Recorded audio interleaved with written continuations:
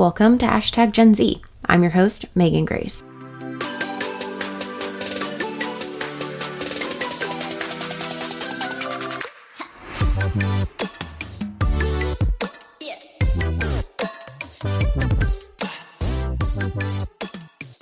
#GenZ is a podcast about, as you guessed it, Generation Z, the generation of young people born between 1995 and 2010. It's about who they are, what they believe in, why they do what they do, and what makes them different than any other generation. In this episode, we're talking about Generation Z and social media. Something I found fascinating since my days of MySpace. Many in Generation Z probably don't even remember what MySpace is. That's because Facebook has been the predominant social media platform since it became public to all users in 2006. And numerous social media platforms have emerged since then: YouTube, Twitter, Instagram, Snapchat, just to name a few. You could probably guess by observation alone that Generation Z are not strangers to social media by any means. They've always known a world in which social media exists. The oldest were only 9 when Facebook officially launched to college students only. As they've grown up, they've shifted their perspectives on social media. Just imagine growing up in a world in which you are developing your identity online as well as in person in real life. So what social media is Generation Z using? In a 2017 study by Statista, Snapchat, Facebook, and Instagram were the most widely used social media platforms among users aged 13 to 24. So pretty much all of Generation Z teens and young adults. Most of the time, we're looking at social media use when Generation Z or young people are turned about 13, because most social media platforms require that you be at least 13 years of age. But if you stayed up to date with platform updates and the ever-changing algorithms, you'll know social media is changing rapidly. We're seeing some platforms come in and out, and we're also seeing that these changes are influencing usership and sustainability. Another thing to note is that Generation Z is not using every platform uniformly, and some are opting out of using certain platforms altogether. For this topic, I wanted to get a Generation Z perspective on social media from someone who's a content creator, community contributor, and is incredibly knowledgeable about social media. And not just because she uses it in her personal life, but because she's been providing social media guidance and consulting for professionals for years now, and she's just about to graduate from college. My guest this episode is Natalie Riso, a senior at the University of Southern California. But Natalie isn't your typical college student. She's a 2-time LinkedIn top voice, a former LinkedIn campus editor, and has published work in Startup Grind and Variety.com. She also mentors professionals on personal branding and is a pitching coach for tech startups. Natalie started on LinkedIn with just a few connections, but now has over 250,000 followers. Hi, Natalie. Thank you so much for joining me today and chatting a little bit about social media. So, tell me just a little bit about yourself, kind of your experiences so far in life. Sure. First of all, thank you for having me. Yeah, I kind of had a unique social media story in the fact that I wasn't huge on Facebook or Instagram or a lot of these platforms that I think most of the students my age are into. To sort of give background, I'm actually a senior at the University of Southern California. I'm 21 years old, but my main platform has been LinkedIn. So I started writing in 2015 on the platform as part of actually an internship. And it was one of those things where I didn't really think it was going to go anywhere. But then, as sort of time progressed and I continued to write on the platform after my internship, I had a couple articles that did really well, mostly around, some of my failures in trying to find a job. And I was contacted by the head millennials editor at LinkedIn, who at the time was Maya Pope Chappelle. She said, we had this LinkedIn campus editor thing. We're going to try it out. And I thought it was a really interesting concept. So I joined that. And before you know it, I was named LinkedIn Top Voice of 2015 and 2016. And throughout it all, I've kind of just been, building a following on the platform, but not in the, bikini model way of Instagram, more in the, being very transparent about some of my successes and failures, both professionally and personally. Yeah, and I can say that I think I just recently got back into LinkedIn, and our mutual connection has been a big part of that, making sure I'm following the right people. He's so great at it.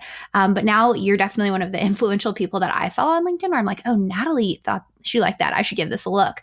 So you definitely have such a strong following. And I think that's so interesting because, as you've said, you haven't done it in some of the more traditional route that some of your generation might be utilizing in terms of social media.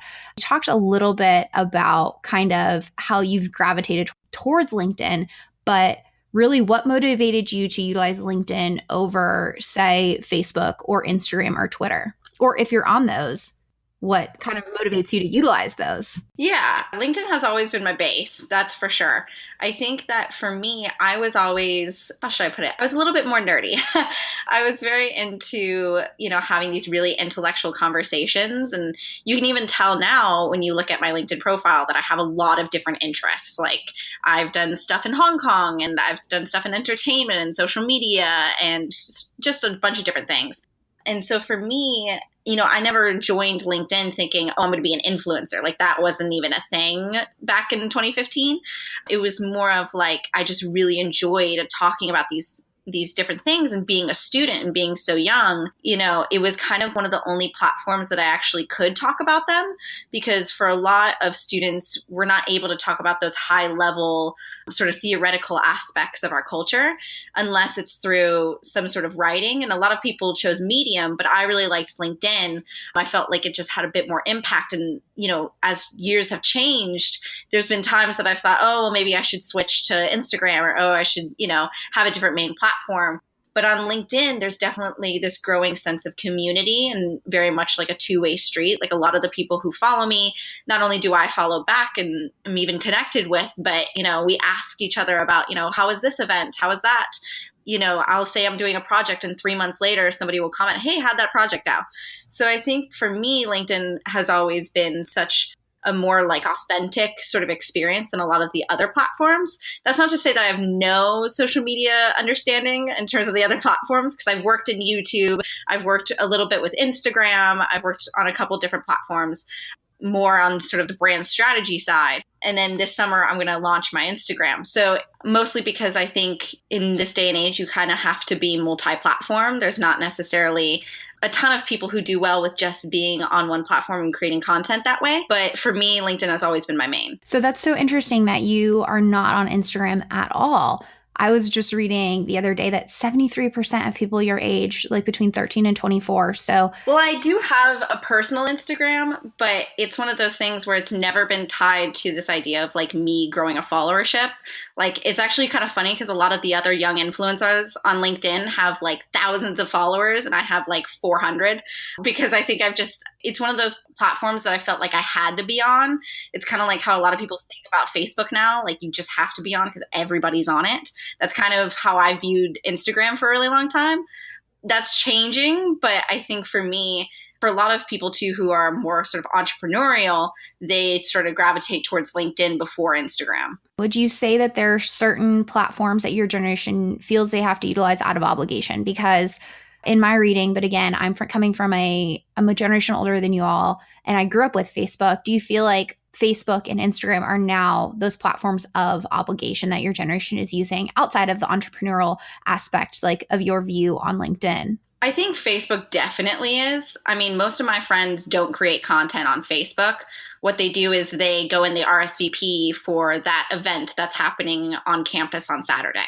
It's one of those things where because there's so many different use cases for Facebook, you're able to have events and you're able to really have engaging groups and stuff like that, that it does feel like an obligation. For Instagram, I think there's actually kind of a new renaissance happening recently where I think Instagram kind of started as this place for photographers and for models and, people who wanted to look super photoshopped.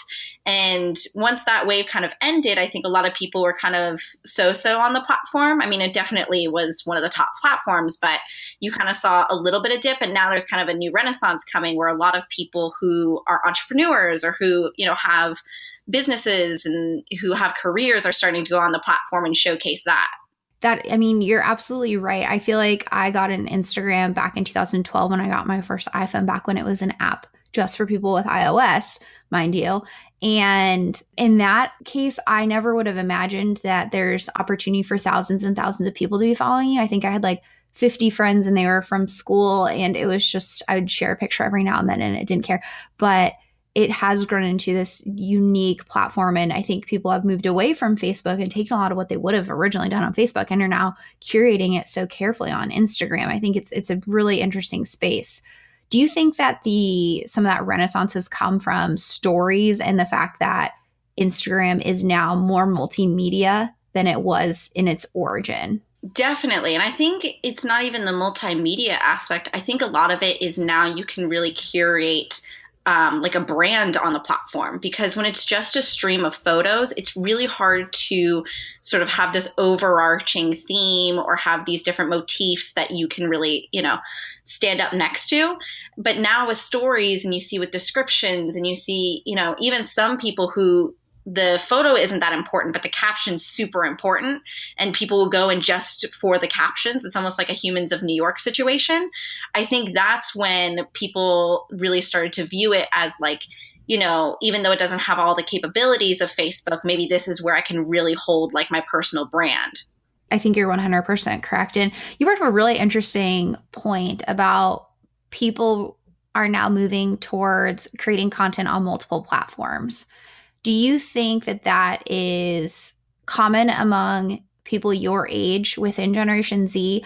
Or do you think that that's something more so that are trying to build more of a professional brand? I'm really interested about this because I know it's something that I've looked at, like what does my personal Facebook versus my professional Facebook versus my LinkedIn versus my Instagram versus my Twitter, what goes where?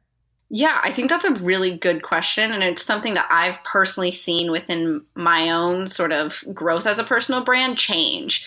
Like I said, I have like 400 followers on Instagram because Instagram was never my platform. And I think in general, my generation tends to have like one platform, one or two that they really hold true to. You're seeing this a lot right now with Snapchat, where a lot of the people who are on Snapchat are now switching to Instagram. And it's kind of what we used to say, like back when the internet was getting popular, how people only actually visit about 10 sites on a regular basis.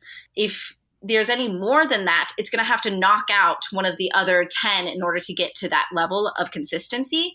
And it's kind of the same with social media. Like if you're doing it for like your own personal gain or for your friends, it's one of those things where you don't want to have so many platforms that you constantly have to check, because it's not within sort of our human nature to do that. It's more for personal branding, because I think for personal brands, they want to be wherever the attention is as much as possible.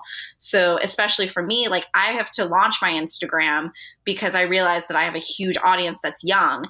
Instagram isn't something that I would personally like have a huge favor for, but I think it's one of those things where because I'm trying to grow my personal brand and I know there's eyeballs there, I have to be there too.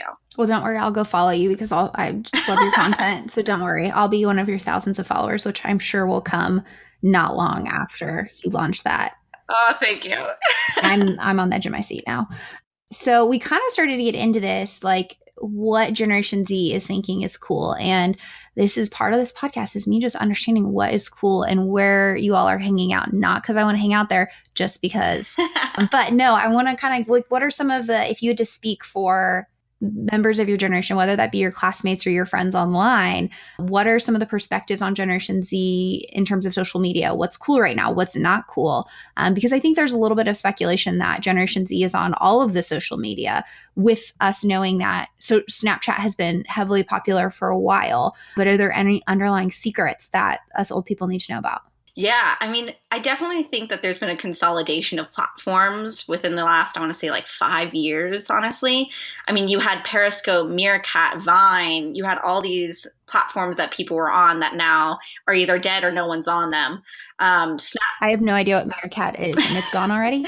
So Meerkat was like Periscope. They were competitors. Okay, cool. Yeah. Gary Vaynerchuk was notoriously an investor in Meerkat. So that's how it kind of gained popularity. But I think for kind of going back to your question, Snapchat is one of those things where I think it's dead. Like I know that's like kind of a controversial opinion, but it's one of those things where they haven't been able to create a unique value proposition for its users versus Instagram. So I think I've seen almost all of my friends end their Snapchat and go over to Instagram just entirely, because it's like, what's the purpose of this? And then when they created that new update where you have all the brands on one side and all your friends on the other, none of my friends would go to the brand side, which is a problem for Snapchat because then they're not monetizing. So Snapchat's kind of dead. Twitter, I mean, I have friends on it, but it's like a very hit or miss platform. Like I'm not on Twitter. I don't think I will ever get on Twitter. Like there's just not enough eyeballs there, and there's not enough content being created by my friends to follow.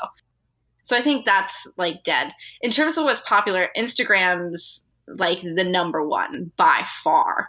I mean, Facebook, we mentioned it's kind of an obligatory one. Instagram, people actually want to follow. And then, I'm a little biased, but I think LinkedIn's also kind of growing, especially with my generation, which has been super surprising because it was always like this old person platform that people would go on when they had these huge careers, or, it would be the 25-year-old who hasn't gotten a job since graduating and they're struggling to find a job.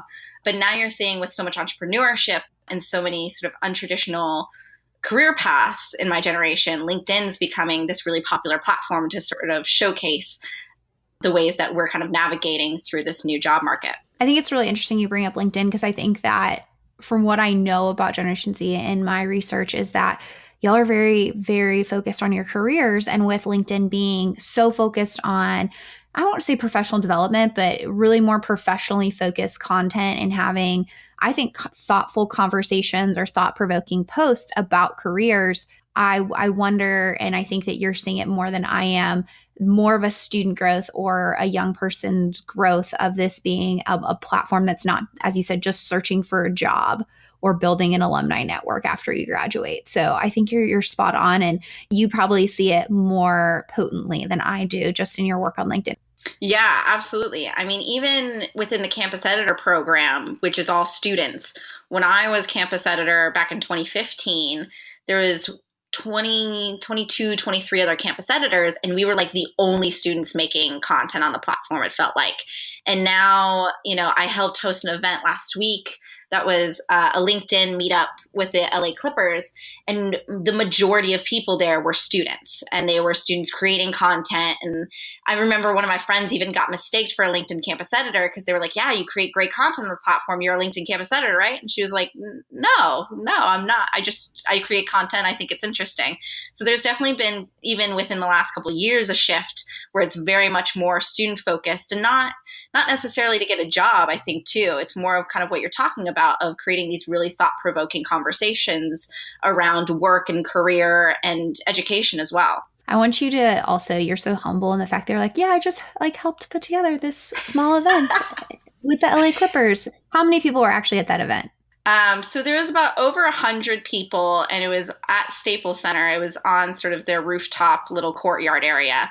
And it was right before, it was half sort of a networking session at that courtyard, and then half actually an LA Clippers, LA Lakers game. And you had people coming in from all over the country, correct? Because I was kind of following a little bit of your story with all of this on LinkedIn. You had people from all over pretty much the West Coast, or did you have people across the country coming in as well? So that was kind of the interesting part for me, because I go to USC and Staples Center is literally down the street.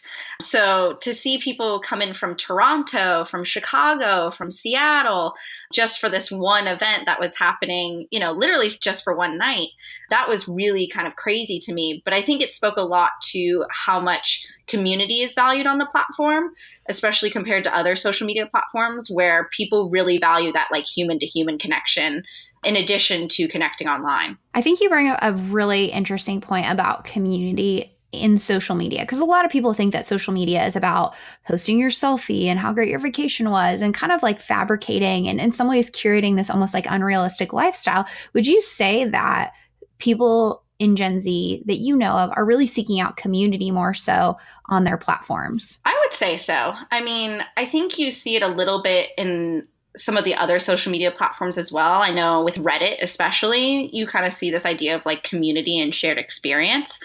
I think a big part of it is a lot of sort of my generation grew up online, and we had these online personas.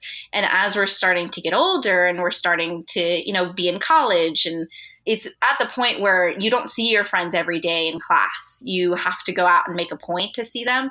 So having that sort of authenticity to the online connections becomes so valuable. And it also becomes almost like a scarce good, because we're also very used to sort of the BS that can happen on social media where someone's being ingenuine. So then when someone is authentic, it's almost like, oh my God, like, thank you for being authentic. Thank you for actually like caring and asking me how my day was. And, even simple things like that. So I think a lot of it is just like, regardless of the generation, I think we still kind of crave to talk to each other in person and match, a body to the face that we've seen online.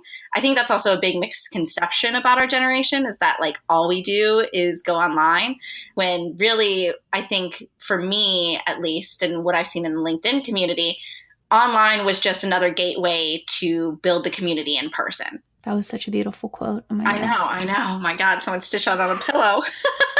Don't tell me you have that talent as well. Where do you find the time? So this has just been so interesting. And I feel like this is just me being an older generation. And it's weird because my generation sort of started social media. So to learn from a younger person about how it's evolved and how you all have really adopted this, what advice do you have for older generations when it comes to Generation Z and social media? I know that you've done some work in this space, actually working with older generations through your internships. But if you had to give advice for people that are of older generations trying to understand Gen Z and social media, what are some of the nuggets of wisdom you would pass along? I think that's a really good question. And it's actually something that I was asked about in the past couple of days a lot, because I've had a couple people sort of come up to me and, they were talking. One of the girls was saying, Natalie, I'm scared to talk about vulnerability. I see all these young students talking about vulnerability because they have nothing to lose. And I kind of pushed back on it. And I said, we have stuff to lose. We are trying to get jobs. We're trying to be, adults and have lives and everything. Like, we definitely have things to lose, but we also are one of the, I think, first generations with social media to understand that vulnerability on the platform, on many platforms, but especially on LinkedIn, is actually really valuable to people, and it creates this sense of empathy. I think empathy is starting to become such a powerful tool through social media that we haven't necessarily seen before. Kind of going back to when we were talking about Instagram, I think there's this perception of, we have these photoshopped bikini shots that we post on Instagram, but now with sort of this new renaissance with a lot of sort of Gen Zers becoming older and getting into college and whatnot, we're starting to create really impactful changes, not only in terms of how we connect and how we talk person to person, but also in the topics that we discuss. We're very passionate about talking about social issues and bringing up those difficult conversations and doing it in a way that is never, trying to be a social justice warrior about it, but also trying to sort of break through some of the smoke and mirrors that does happen on social media. So I think that's one of the biggest misconceptions that hopefully as time passes, people start to realize that social media is not, this glamorized version of yourself.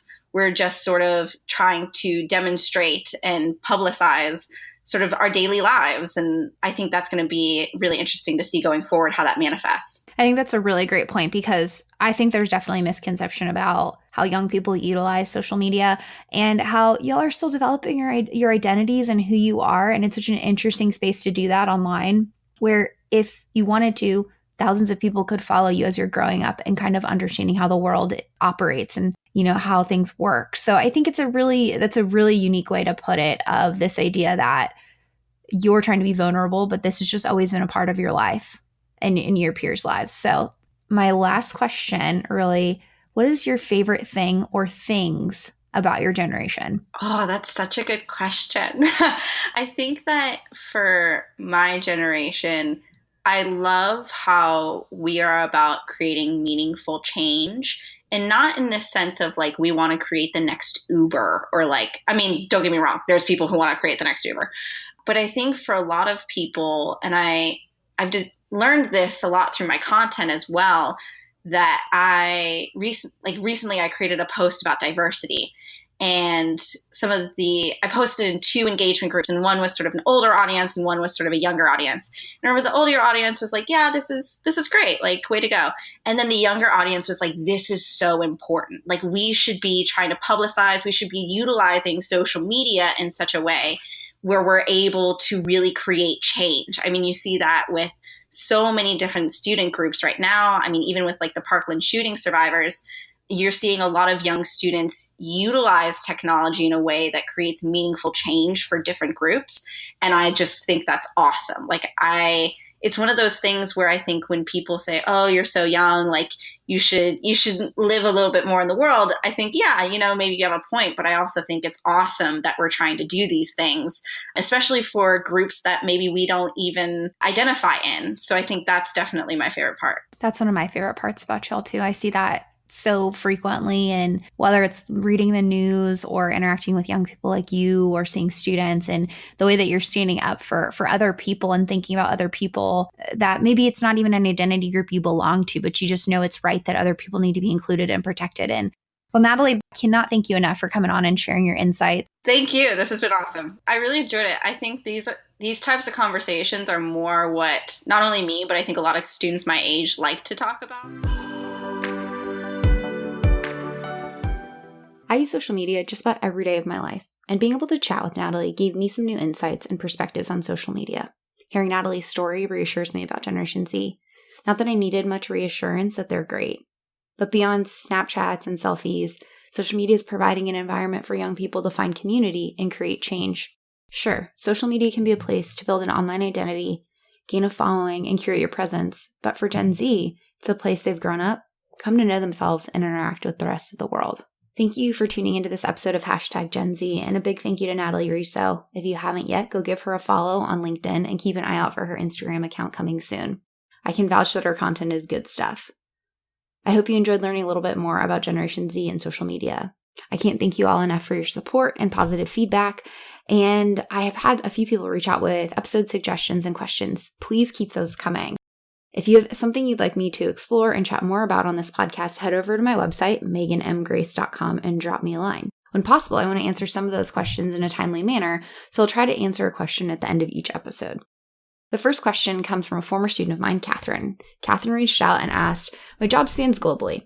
I'm certain there are different cultural norms that create different behaviors in generations, but as our managers have more global teams, what are the main differences in Generation Z you've seen geography by geography, if there are any? So this is actually a question I get often, and I'm looking more into understanding how our research applies to global context in different countries. We recognize our data is pretty North American centric, but we're hoping to change that in the near future and continue to broaden our understanding of Generation Z. However, there are some aspects of our findings that span across countries.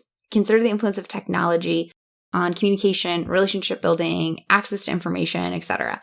Smartphones and technology have an impact on Generation Z regardless of where they live in the world. And as we grow into a more globalized world, we will see and experience some issues and events that take place across the globe, regardless of where we're at. So to sum up an answer I'm still working on and hope to continue to work on, think of the contextual influences that shape Generation Z, the economy, politics, societal events, and technology, to name a few, and how those contexts might influence behaviors and how that influence might be taking place on a global scale. So if there's something that truly is happening and people are talking about it around the world, it's probably having an impact on Generation Z across the world. So thanks, Catherine, for kicking us off with a great question, and keep them coming. If you like what you hear, don't forget to subscribe so you don't miss a thing. And if you really like what you hear, rate and review this podcast in your preferred platform. And don't forget to tell a friend. You never know who might be interested in learning more about Generation Z. Thanks again. Let's continue this conversation. We'll chat soon.